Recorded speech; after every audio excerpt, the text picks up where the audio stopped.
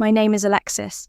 I'm 32 years old, and 3 years ago, I vanished from my family's orbit. No phone calls, no birthdays, no holidays.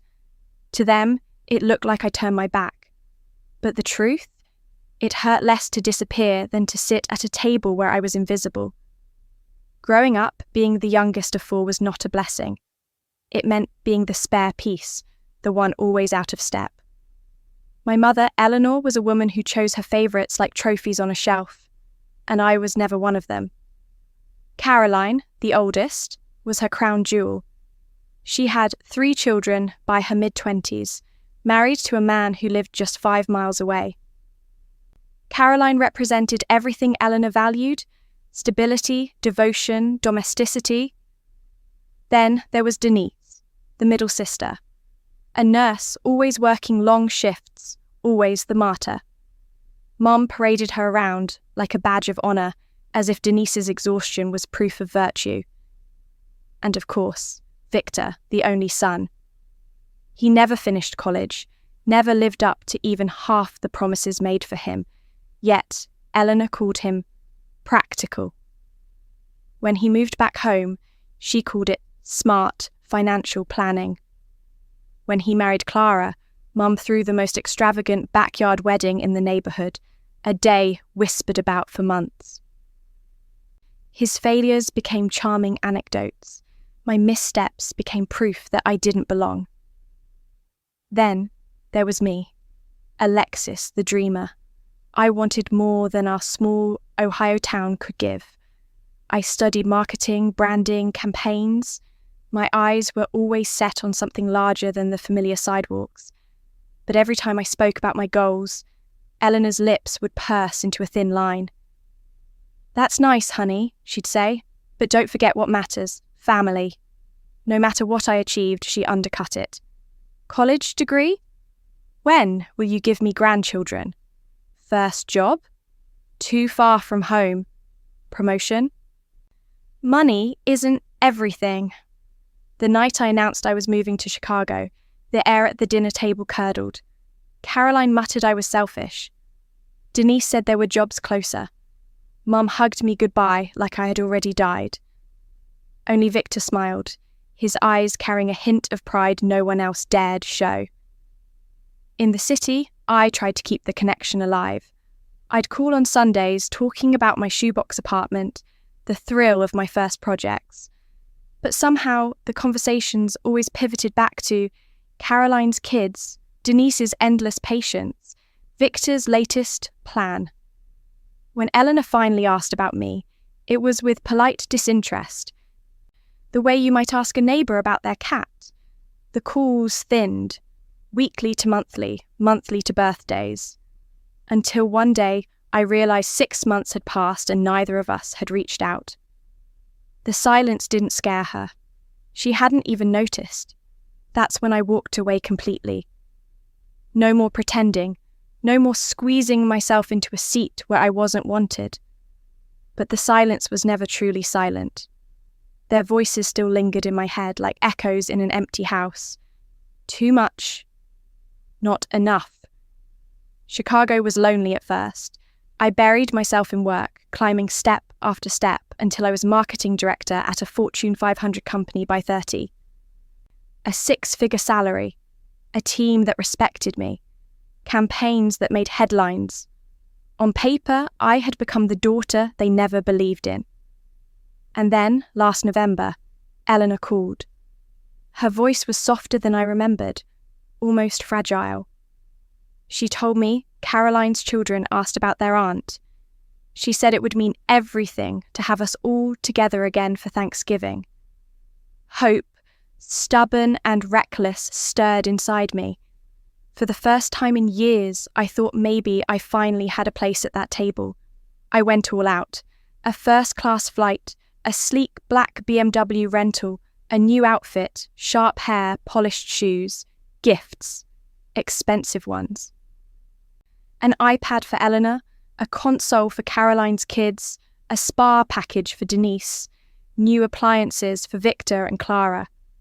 I told myself it wasn't about showing off. It was proof I cared, proof I belonged. The night before my flight, I called my best friend Naomi. She listened quietly before saying, "Alexis, money doesn't change the way people see you. Not overnight." I brushed it off. They'll have to respect me now. But even as I said it, doubt coiled in my chest. The driveway felt smaller than I remembered, almost shrunken, as though the house itself had aged in my absence. The once bright siding was dulled, the hedges unruly, the porch light flickering like a heartbeat. I stepped out of the BMW with my suitcase in hand, my heart pounding harder than it had on any corporate stage. For a moment, I wasn't Alexis, the marketing director. I was Alexis, the unwanted daughter, walking into the lion's den. Eleanor answered the door, her perfume the same as when I was a child, rose and starch. She hugged me quickly, her hands cool and stiff. "You look professional," she said, her eyes flicking over my tailored coat. Professional, not beautiful, not radiant, just professional. The word landed like a scalpel. Caroline appeared behind her, wrangling 3 children who were bouncing off the hallway walls, toys clattering against the floor. "Say hi to Aunt Alexis," she ordered without enthusiasm. The kids mumbled distracted greetings before darting back toward the living room. Her hug was fleeting, her attention elsewhere. Then came Denise, still in her nursing scrubs, smelling faintly of antiseptic and exhaustion. She smiled, but her words carried a sting. "First-class flight, huh? Aren't you fancy now?" Her tone was playful enough to be excused, but sharp enough to pierce. Victor, at least, met me with warmth. He pulled me into a firm hug and introduced me proudly to Clara. "This is my sister, the one who made it big in Chicago." For a moment, my chest loosened. At least one person seemed proud, but the house itself betrayed me. As gifts were unwrapped, reactions soured. Caroline muttered that the console was too much. Denise said she didn't have time for spas. Eleanor stared at the iPad as if it were foreign currency. Only Victor's gratitude felt genuine, his smile stretching as he admired the new appliances. And then the detail that cut deeper than all the rest. Denise set the dining table, 7 chairs for 8 people. I noticed instantly, my voice catching as I said lightly, "Looks like you missed a spot." She shrugged, barely looking up. "Oh, the kids are eating in the living room. Just grab the kitchen stool." The stool, the same rickety, undersized chair from our childhood, barely tall enough to reach the table, its wood scarred with scratches from years of neglect. My stomach dropped, heat rising to my neck. Was it careless or deliberate? Either way, the message was the same. I wasn't part of the circle. I forced a smile, throat dry. "Sure, the stool is fine." When dinner began, I perched lower than everyone else, physically beneath them, looking up at their faces as if I were still the youngest, begging for scraps of recognition. The conversation flowed easily. Caroline's PTA obligations, Denise's patients, Victor's side projects. Eleanor beamed at them, her pride unmistakable. No one asked about Chicago, no one asked about me. I tried to join in, but my words floated like smoke, ignored or brushed aside. Every chuckle they shared was a reminder of the bond I could never penetrate. From my stool, I could see it clearly. This family hadn't changed. Not in 3 years. Not in 30. I had returned thinking I could buy a chair at the table. Instead, I had been handed the same stool I'd always been given. I sipped my wine, my hands trembling, and thought, tonight, I won't stay quiet. Tonight, they will hear me. Dinner unfolded like a script I had already memorized. Caroline bragged about her oldest making honor roll. Denise sighed about 12-hour shifts at the hospital. And Victor shared his latest business idea, something about flipping cars with a friend. Eleanor's face glowed with pride at every word. She laughed loudly at Victor's stories, nodded sagely at Denise's struggles, and clasped her hands when Caroline described her children's milestones. Me? I might as well have been invisible. I cleared my throat, trying to find an opening. Actually, I have some news. The chatter dimmed, just enough for me to continue. My heart pounded. My team just finished a campaign that brought 200 new manufacturing jobs to Ohio and Michigan. Families are already being hired. It's the biggest thing I've ever worked on. For a moment's silence. Then Denise said flatly, "That's nice." Eleanor's lips pressed into their familiar thin line. "Money isn't everything, Alexis," Caroline added without looking at me. "Some people forget what matters." Heat climbed up my neck. I forced a smile. "This isn't about money. It's about impact, about..." Caroline cut me off with a smile sharp enough to cut glass. There's a difference between caring about people and caring about profit. Something inside me cracked. The stool beneath me, the dismissive words, the familiar wall of dismissal, it all collapsed into one unbearable truth. I had been buying my seat at this table for years, and they still saw me as less. My voice came out quieter than I expected. "Since we're talking about caring, maybe it's time I told you just how much I've cared." Fawkes paused. Caroline raised an eyebrow. Denise frowned. I set my glass down carefully.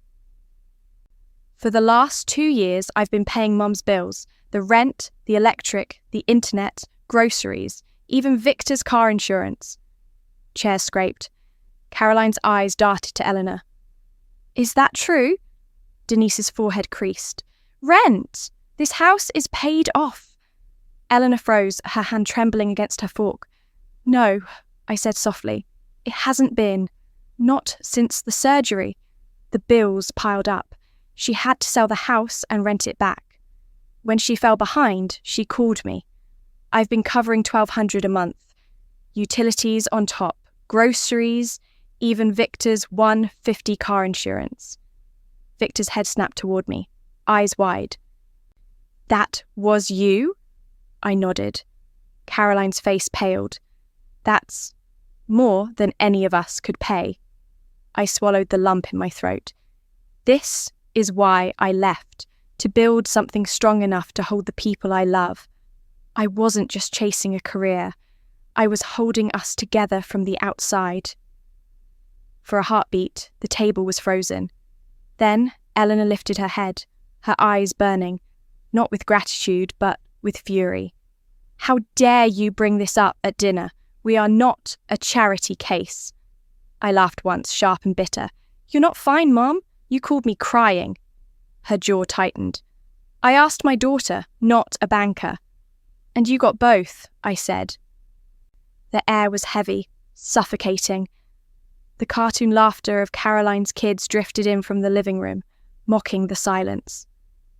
Eleanor's voice dropped to a low, precise whisper.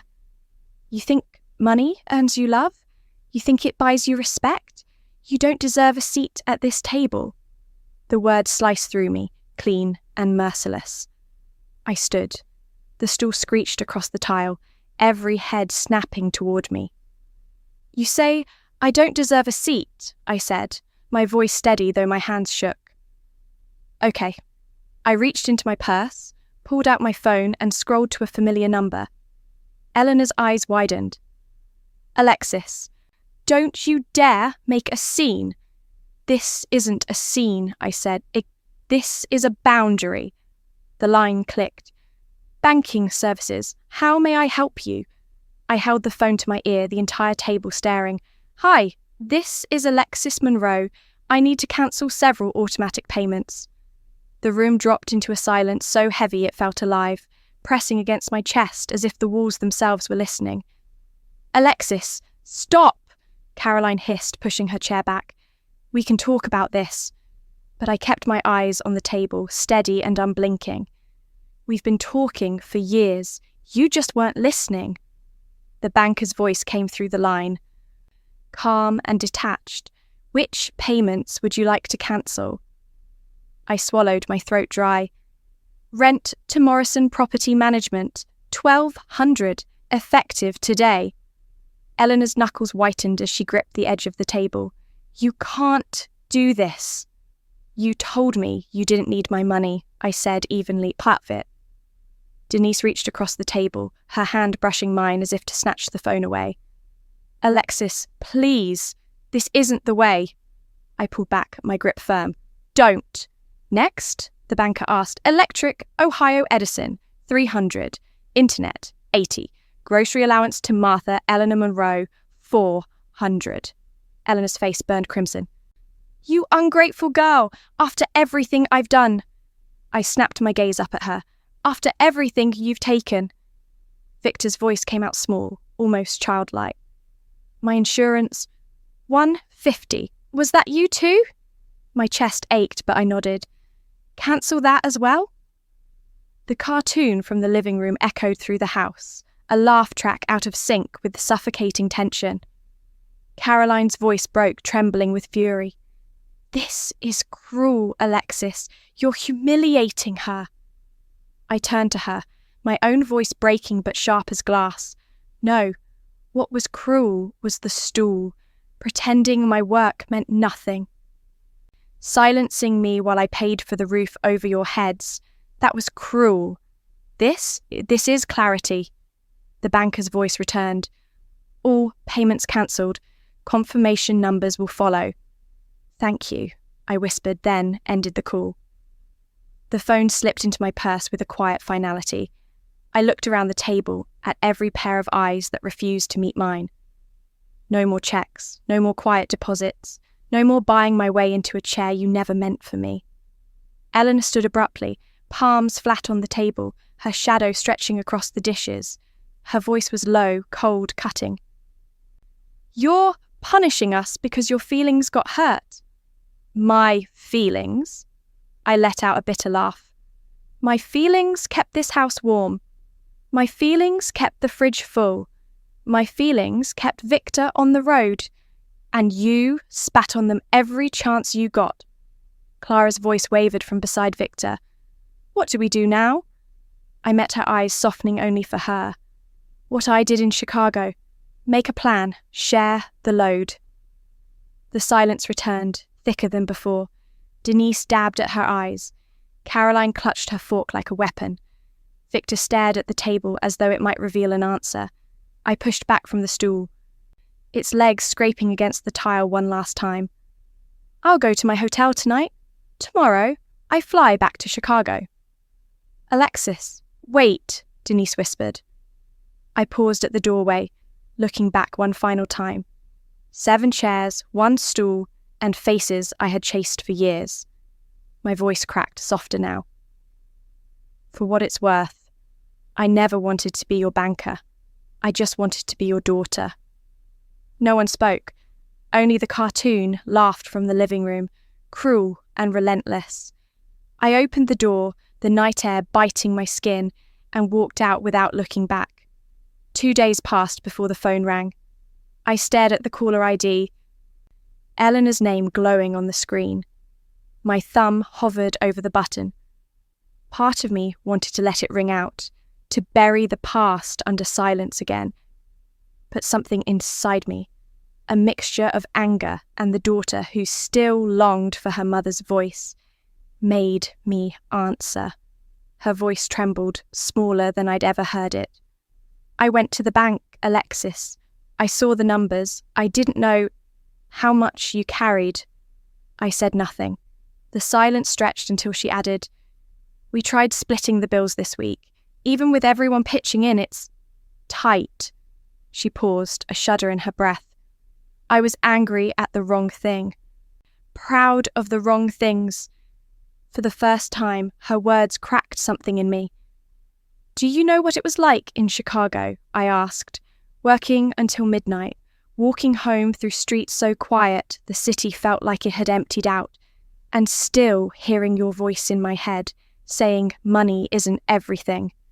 No matter how high I climbed, I still felt like the girl on the stool. Her sob was quiet, raw. I'm sorry. Not for the money, for making you earn the love that should have been yours. We stayed on the line until dawn, unspooling truths we had both buried. She confessed about the surgery she had hidden, the shame of selling the house, the fear that if she leaned on me too much, she would lose control of the family she fought to hold together. I confessed the loneliness of success, the exhaustion of being invisible to the people who mattered most. If we start over, I said finally, it has to be honest. No more secrets, no more stool. A week later, the Monroe family did something unthinkable. We held a video call, cameras on, bills on the table. For once, nothing was hidden. Caroline admitted she had always resented me, jealous of the freedom I took when she chained herself to responsibility. Denise confessed she dismissed my career because celebrating me felt like condemning her own choices. Victor promised to cover his insurance and contribute monthly, his voice steady for the first time in years. Together, we built a plan. No more quiet deposits, no more invisible sacrifices. If I helped, it would be clear, limited, and agreed upon. Respect wasn't a prize, it was the rule. 6 months later, I returned home for Caroline's birthday. When I walked into the dining room, I froze. 8 places were set. 8 real chairs. No stool. Eleanor touched the chair at the end of the table, her hand trembling. "It's yours," she said softly, "if you want it." I sat, level with everyone else. No questions about my salary, no digs about my distance. They asked about me, my life, my joy, my choices, and for the first time, I wasn't begging for space.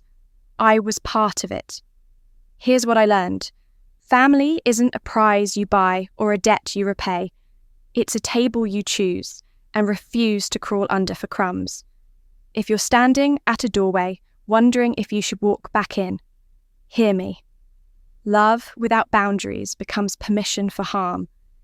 Generosity without respect becomes a leash. Choosing yourself isn't betrayal. It's the beginning. I don't write quiet checks anymore. I don't beg for a chair. When I sit, it's because I chose the table, and they chose me back.